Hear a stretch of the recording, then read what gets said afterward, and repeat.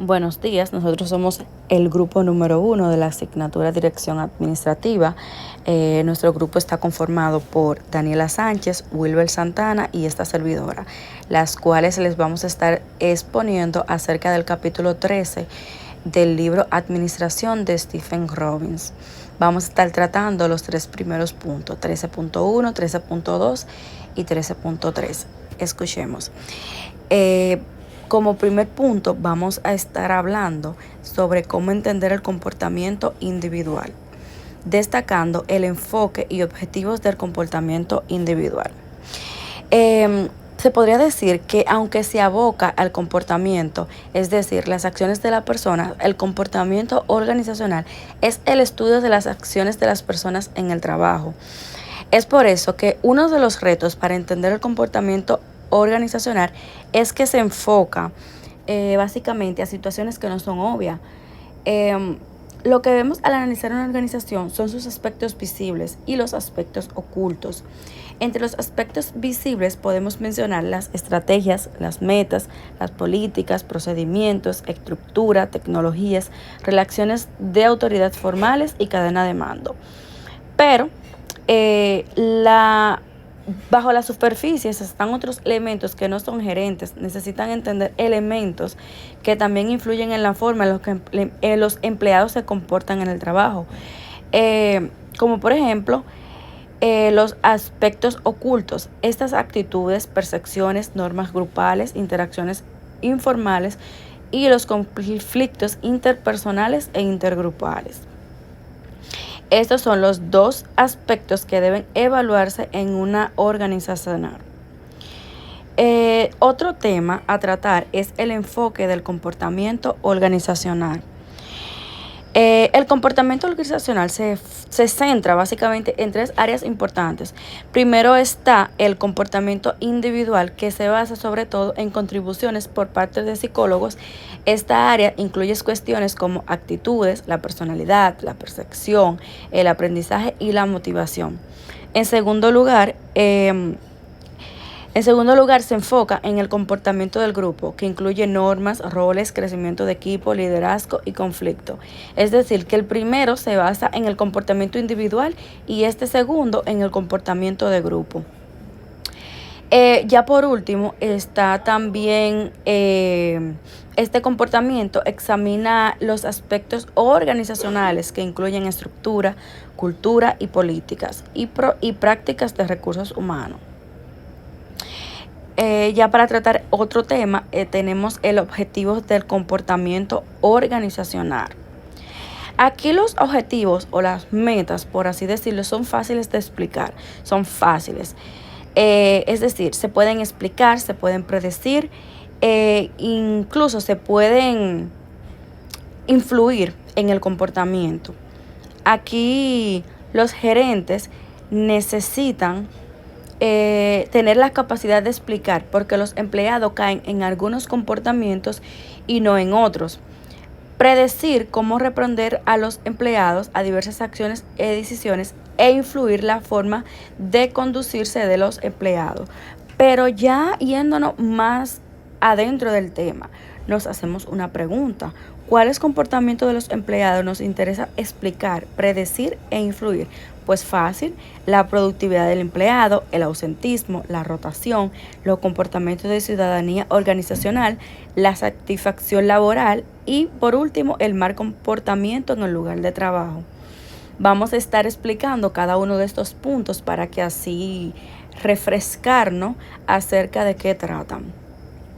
Es por esto que el primer punto trata de la productividad, que la productividad del empleado es una medida de desempeño, tanto de la eficiencia como de la efectividad. El ausentismo es la falta de asistencia al trabajo. Es difícil que el trabajo se haga si los empleados no se presentan a laborar. Esto es obvio, claro. Los estudios han demostrado que las ausencias no programadas cuestan a las compañías alrededor de $660 por empleado por año. Esto es porque si no hay empleado, no se produce, es obvio. La rotación es el retiro permanente, voluntario o involuntario de una organización.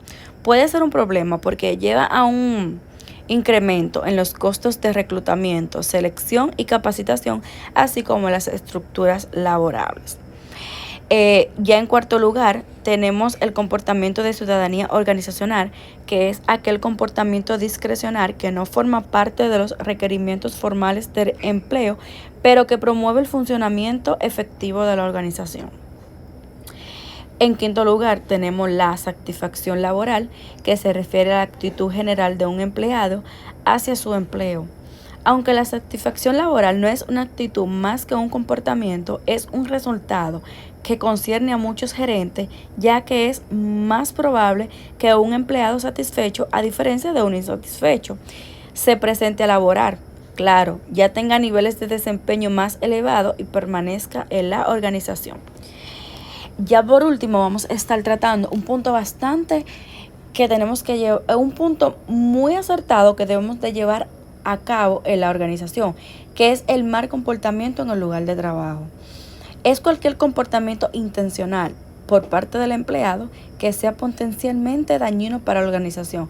Claro, en una organización no puede haber empleados que deterioren el trabajo, y estos se ven en la perversión, en la agresión y en el comportamiento antisocial y violencia. Hasta aquí mis puntos. Ya le voy a dejar con mi compañera Daniela Sánchez, que le va a estar explicando el tema 13.2 del libro Administración de Stephen Robbins. Buen día, mi nombre es Daniela Sánchez y nuestro tema principal es cómo entender el comportamiento individual. Ahora yo voy a estar explicando el rol que juegan las actitudes en el desempeño laboral. Las actitudes y desempeño laboral. Las actitudes de los empleados como su satisfacción laboral y compromiso organizacional tienen un impacto significativo en su desempeño laboral. Cuando los empleados tienen actitudes positivas hacia su trabajo y la organización, tienden a ser más productivos y comprometidos y dispuestos a esforzarse para alcanzar los objetivos de la empresa.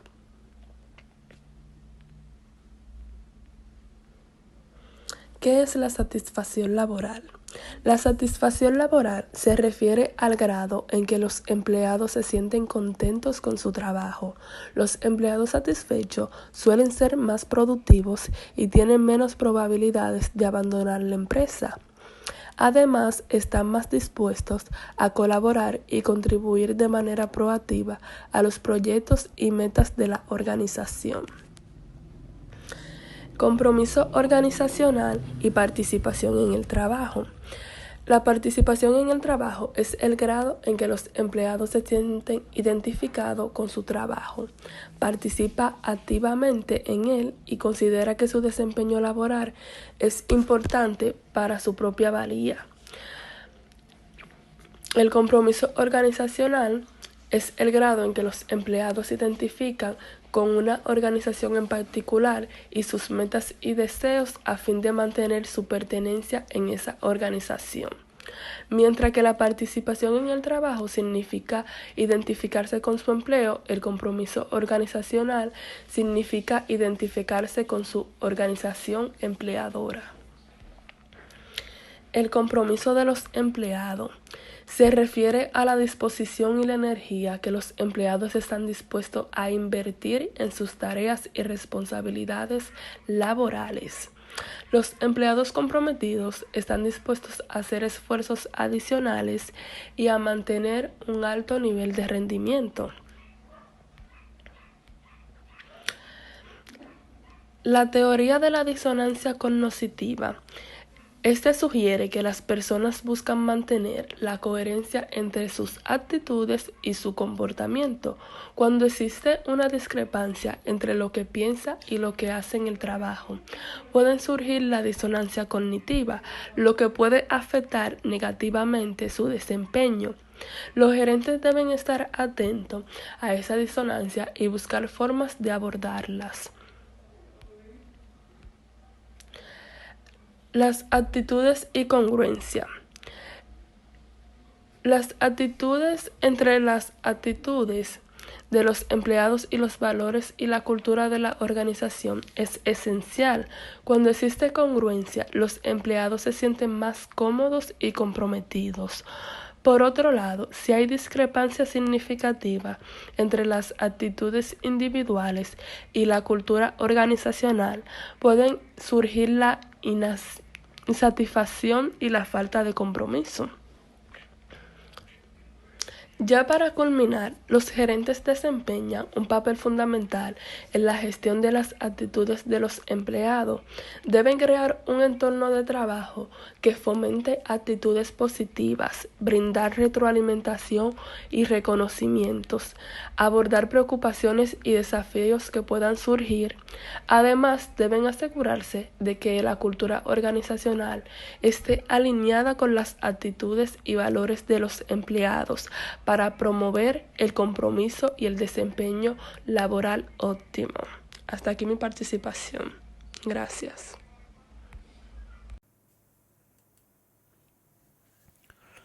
Mi nombre es Wilber Santana y vengo a hablarle de el modelo de los 5 grandes. En años recientes, las investigaciones han demostrado que hay 5 dimensiones básicas de la personalidad, sobre todas las demás, y engloban la mayoría de las variantes importantes de la personalidad humana. En los 5 rasgos de la personalidad en el modelo de los 5 grandes son: extroversión, el grado en el que alguien es sociable, conversador y firme; amabilidad, el grado en el que alguien es bondadoso, cooperador y confiable; escrupulosidad, el grado en el que alguien es responsable, digno de confianza, persistente y orientado hacia el logro;